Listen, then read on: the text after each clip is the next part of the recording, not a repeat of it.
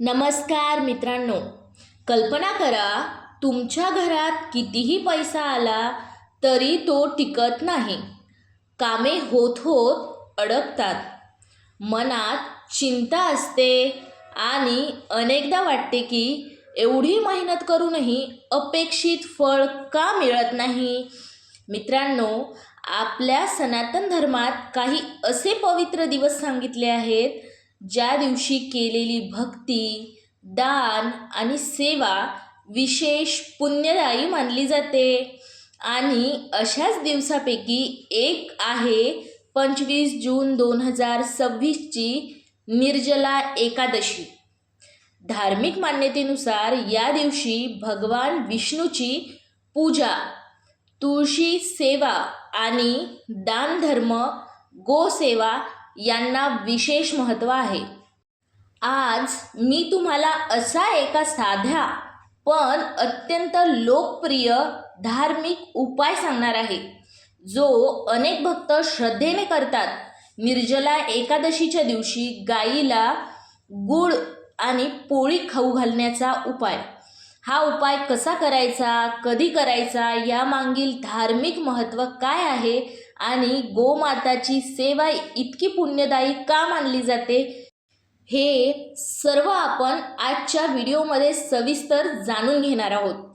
म्हणून व्हिडिओ हा शेवटपर्यंत नक्की पहा. भाग पहिला, निर्जला एकादशीचे महत्त्व.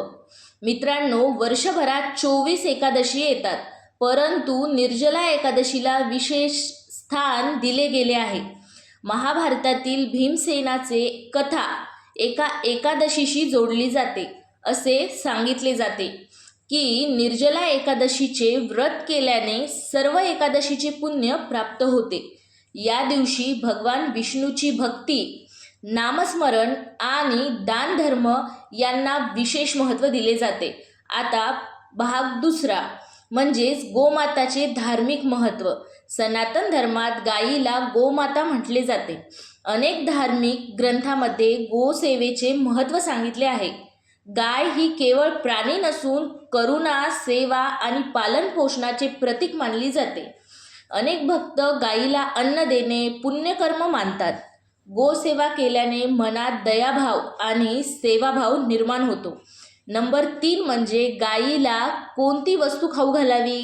निर्जला एकादशीच्या दिवशी अनेक ठिकाणी श्रद्धेने गूळ, पोळी किंवा हिरवा चारा, भिजवलेली हरभरे किंवा हे गाईला खाऊ घालतात. हे गाईला खाऊ घालण्याची परंपरा असते. यापैकी सर्वात लोकप्रिय उपाय म्हणजे काय, ते म्हणजे गूळ आणि पोळी. गूळ म्हणजे गोडवा आणि मंगलतेचे प्रतीक मानला जातो, तर पोळी अन्नदानाचे प्रतीक मानली जाते. आता भाग चौथा, म्हणजेच उपाय कसा करावा. आता हे आपण स्टेप बाय स्टेप जाणून घेऊयात. म्हणजेच सकाळी स्नान करा, त्यानंतर स्वच्छ कपडे परिधान करा, भगवान विष्णूचे स्मरण करा, एक स्वच्छ पोळी घ्या आणि ताजी घ्या, त्यावर थोडासा गूळ ठेवा.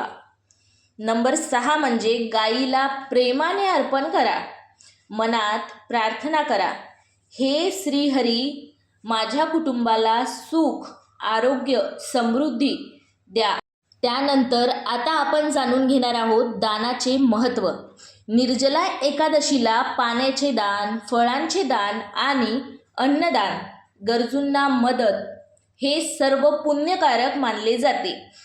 दानामुळे मनातील अहंकार कमी होतो असे म्हणतात. आता नंबर 6, प्रेरणादायी कथा.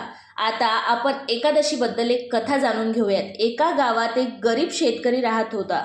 तो खूप श्रीमंत नव्हता, पण प्रत्येक निर्जला एकादशीला तो गोमाताला गूळ आणि पोळी खाऊ घालत असे. तसेच गरजू लोकांना पाणी वाटत असे. त्यांच्या जीवनात सर्व समस्या लगेच संपल्या नाहीत, पण त्याच्या मनात समाधान वाढले, त्याची मेहनत वाढली, लोकांशी संबंध चांगले झाले आणि हळूहळू त्यांच्या जीवनात सकारात्मक बदल घडू लागले. या कथेचा संदेश इतकाच की श्रद्धा आणि चांगले कर्म एकत्र असतील तर जीवन अधिक सुंदर बनते. मित्रांनो, 25 जून 2026 निर्जला एकादशीच्या दिवशी श्रद्धेने भगवान विष्णूची पूजा करा, तुळशीची सेवा करा, दानधर्म करा आणि शक्य असल्यास गोमातेला गूळ आणि पोळी अर्पण करा. लक्षात ठेवा, केवळ उपाय नाही तर श्रद्धा, सेवा आणि दयाभाव आणि चांगले कर्म हेच खरे जीवन समृद्ध करतात. व्हिडिओ आवडला असेल तर लाईक करा, शेअर करा आणि चॅनलला सबस्क्राईब करायला विसरू नका. जय श्री हरी विष्णू. गोमाता की जय. निर्जला एकादशीच्या हार्दिक शुभेच्छा.